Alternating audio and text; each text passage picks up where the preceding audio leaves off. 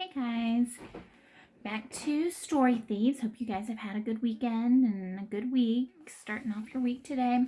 We're going to start in chapter 9. Bethany looked in her living room window before going in just to see. Her mother seemed to be reading something, maybe a magazine, and her eyes were red. Not again. Not tonight. Bethany just didn't have the strength to deal with this, too. Instead, a few minutes later, Bethany found herself in the library, walking through the stacks, checking to make sure no one else was around. Forget her mother. Forget that jerk Owen. Forget everything else. It didn't matter. None of it did. Not if the location spell worked and found her father. She took a deep breath, running through the spell in her head. This was so wrong. Magic in the real world? What if other people saw?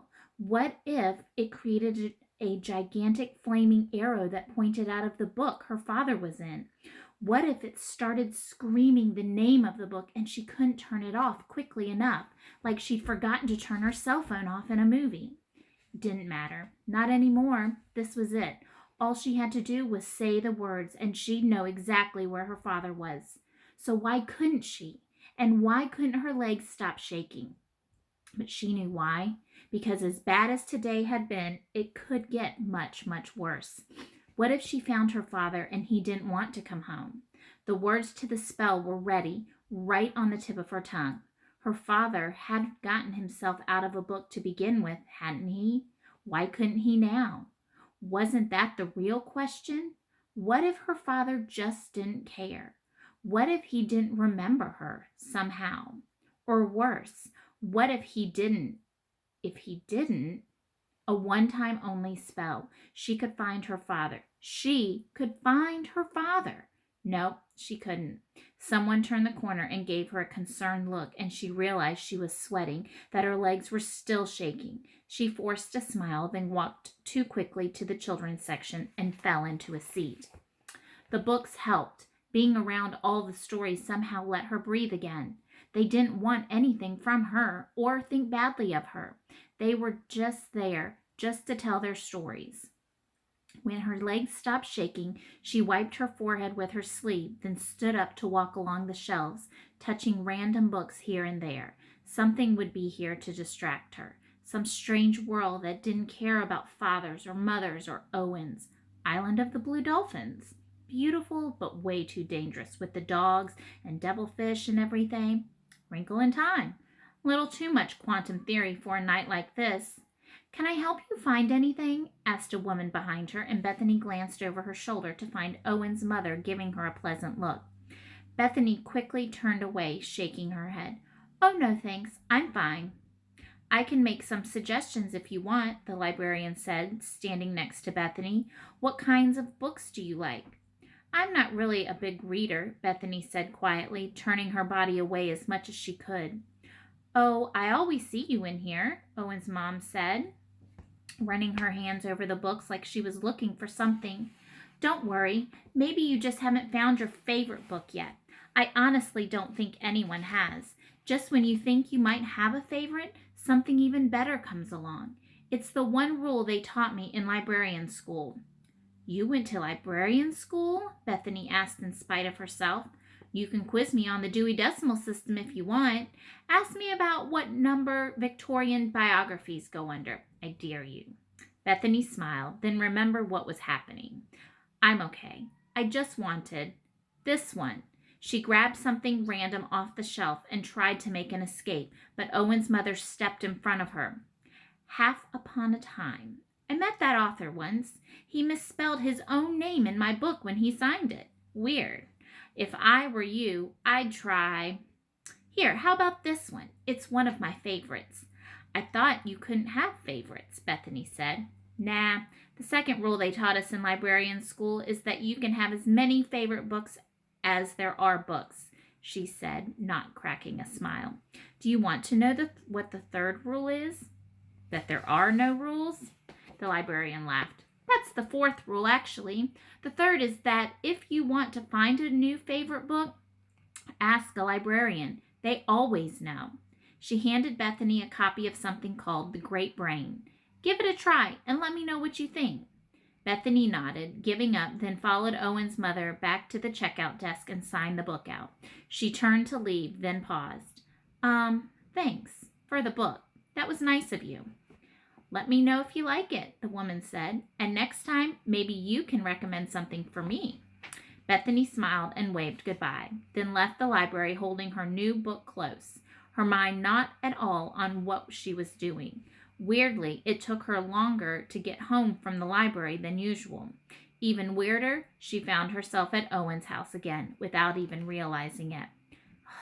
What was she doing? It's not like she owed him anything. He should really be the one apologizing to her. But what had he done, really? He told a character in a book that, okay, there was that. And that was huge, yes, but it hadn't shown up in the book. And for all she knew, maybe it never would. After all, that wizard guy had been supposed to die, right? So maybe he wouldn't even have a chance to tell anyone what had happened. She could go back and check in a few days before the last Keelnoman Foot book came out, just to make sure that nothing had changed. Too bad she hadn't actually let the forget spell infect her or whatever. That would have made things a lot easier. In the meantime, she could go in and at least listen to Owen apologize again. That wouldn't be the worst thing in the world to sit through, at least for a few minutes. Better wrap it all up now than have to deal with him throwing her guilty looks in school or whatever, assuming he'd even care. Besides, Owen's mother wasn't the worst or anything, so somewhere in there Owen had to be not so bad too. She knocked on his front door and waited for a few seconds, then knocked again. No answer. Maybe he couldn't hear her up in his room. He was probably listening to depressing music, thinking how sad it was that he'd betrayed her like that. That just made sense. She tried the door, and it was still unlocked, so she pushed it open and walked in. It wasn't breaking and entering. If you'd just been in a place and had stomped off, she was pretty sure. The lights hadn't been turned on since she left, so it looked like Owen hadn't even come out of his room. That made Bethany feel even more sure about letting him apologize again. Obviously, he was upset. So upset, he couldn't even bear to go downstairs. Unless he was playing video games in his room or something. No, he had to be upset. You couldn't just do something like he had done and not feel horrible. No one was that heartless. She took a deep breath, practiced a stern but forgiving face, then knocked on his door at the top of the stairs. Owen, it's Bethany. I forgot my book. Yeah, that sounded like a good reason to come back. I'm still mad, obviously, because you were a huge jerk, and you never should have done what you did. It was like you betrayed me. Owen, you promised one thing and lied. You know how messed up that is? She paused, waiting for a response, but didn't hear one. He probably felt too guilty. It's very, very messed up, she said, answering her own question. So let me have my book, and we can go back to never speaking to each other again. There. Now that she'd made her point, she could take the high road and let him apologize his way back into being friends with her, at least for a little while. Feeling good about things, she opened the door to an empty room. Empty except for the Keelnoman Foot book, which was still lying open right in the middle of the floor. He couldn't have. No way. He couldn't have gone back. It wasn't possible. Only she could jump into books, right? She slowly picked up the Keelnoman Foot book and opened it to the last page. Goodbye, Sebastian, Dr. Verity said, and his gun began powering up to fire. So it still read the same as before, but maybe it wouldn't hurt to check. She pushed her head in just to make sure, since it was impossible, but something slammed into her head, and the last thing she could see before everything went black was Owen's surprised face as someone yanked her all the way into the book. Chapter 10. As Bethany slammed his bedroom door, Owen sighed, then started to go after her. This wasn't how things were supposed to go. How was he going to be best friends with Keelnoman Foot now? Would anyone even know that he was the one who'd saved the Magister if his whole saving scene hadn't even made it into the book? Plus, what about Narnia? And there was the other small issue of, Bethany being hurt. not just annoyed or irritated, but actually hurt by what he'd done. And that gave Owen a heavy feeling in the back of his shoulders, like when his mother wasn't mad, just disappointed. Stupid guilt. Bethany, he tried to shout after her, but for some odd reason his lips didn't move. And all that came out was a weird sort of, huh. Why couldn't he move his lips? He tried to bring his hands up to touch his mouth, but now his hands decided to play the same lip game and not move either. Arms, legs, toes, nothing worked. And that's when Owen noticed that his bedroom seemed quite a bit brighter than it had a minute ago. I'd just like a minute of your time, if that's all the same to you, said a voice from behind him. Owen's body froze from disbelief, along with whatever it was that had already frozen him a few seconds ago. That was the Magister's voice. The Magister shouldn't even have a voice because books don't have voices unless they're audiobooks, and really that wasn't the character's voice so much as the person who read the audiobook. And yet there it was in Owen's house, all polite and magical and magistry. I apologize for such treatment, said the Magister, and Owen's legs turned the rest of him around like some kind of puppet. There behind him was a doorway made from brightness, lighting his entire room, and inside the doorway stood a fictional character. This had to be a mistake, right? Sure, the Magister existed in the book, but this was the real, actual, non-fictional world, wasn't it? The magician raised a hand, and Owen's body jerked forward, walking like some kind of zombie toward the doorway. It's just like you disappeared in such a hurry, the Magister said, beckoning Owen forward with one finger. And after riling up my curiosity in such a way, we can't have that now, can we? I promise this won't hurt a bit, he frowned. Well, I shouldn't think, at least. Well, that didn't bode well. Owen tried to shout again for Bethany, hoping she'd hear and rush back upstairs to shut down this doorway made of light and save him, but his lips still wouldn't move. His legs kept jerking him forward, though, and soon he was just inches from the doorway. And that's when he saw the one thing in the world that would cheer him up. Are you taking on a new apprentice without asking me? Said a younger voice, and Keel Nomanfoot stepped into view behind the Magister. Just like in the books, Keel was dressed in black pants, shirt, and cloak, the better for sneaking in and sabotaging Quantitarium Labs. A rope belt weighted down by pouches hung around his waist, and 2 different knife wands were holstered at his side like pistols. All in all, he looked like the coolest thing Owen had ever seen in his entire life.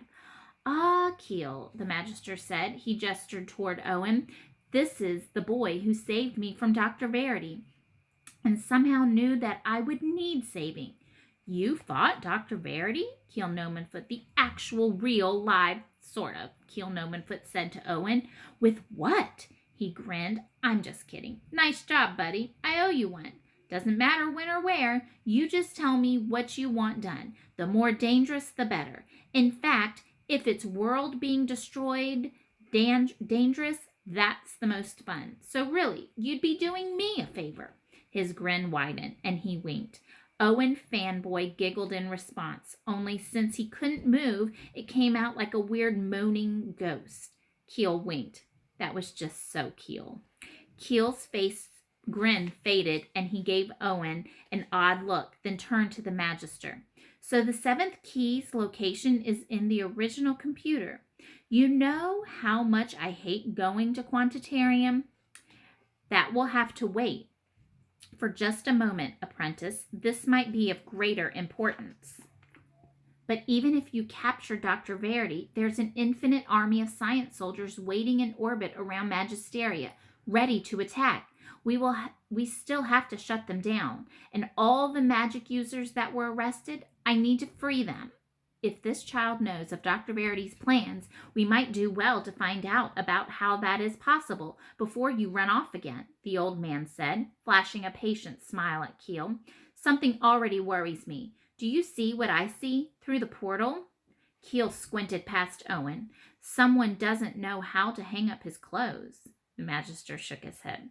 The world this boy comes from has no magic. None at all.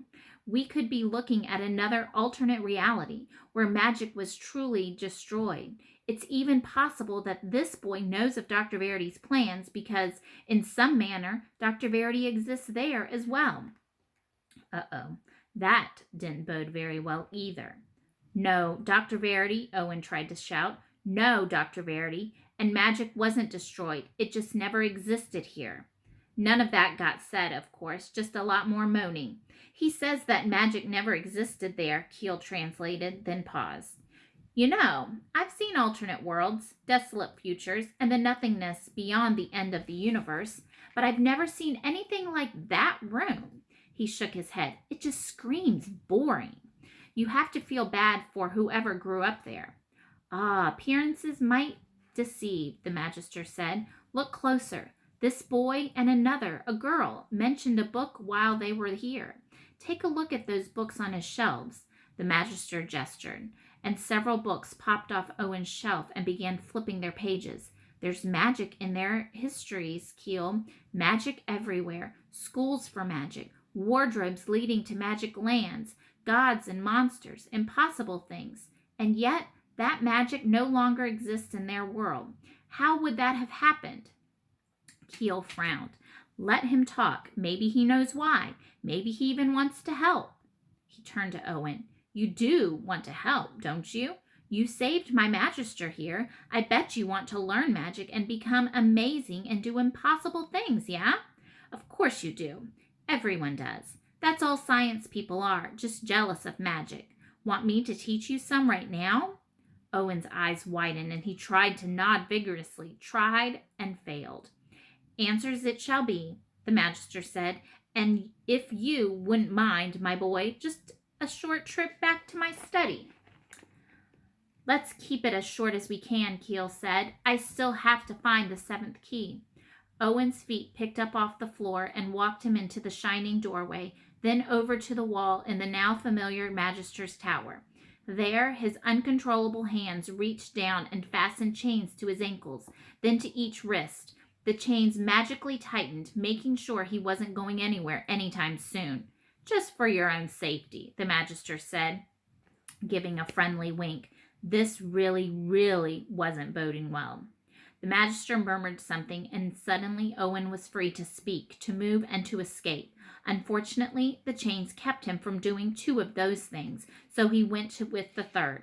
You're making a big mistake, he shouted. There's no magic in my world. Those books are just made-up stories, you know, for entertainment. We love magic so much that we tell each other stories about it, like we wish we could do it.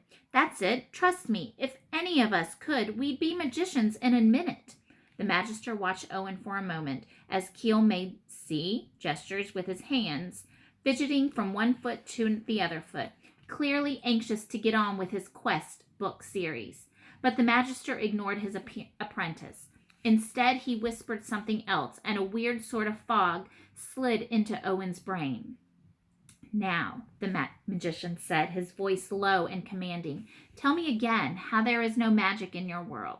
There isn't, Owen said, meaning to repeat exactly what he had just said, only the strange fog didn't want him to, and for some reason the fog seemed to be in control of his mouth now. Just in fictional stories, like you're made up, you don't really exist. None of this is real. It's all just the product of someone's imagination. A writer, an author. His name is Jonathan Porterhouse. He made you all up. You don't really exist. All this. Your whole war with Dr. Verity. Made up.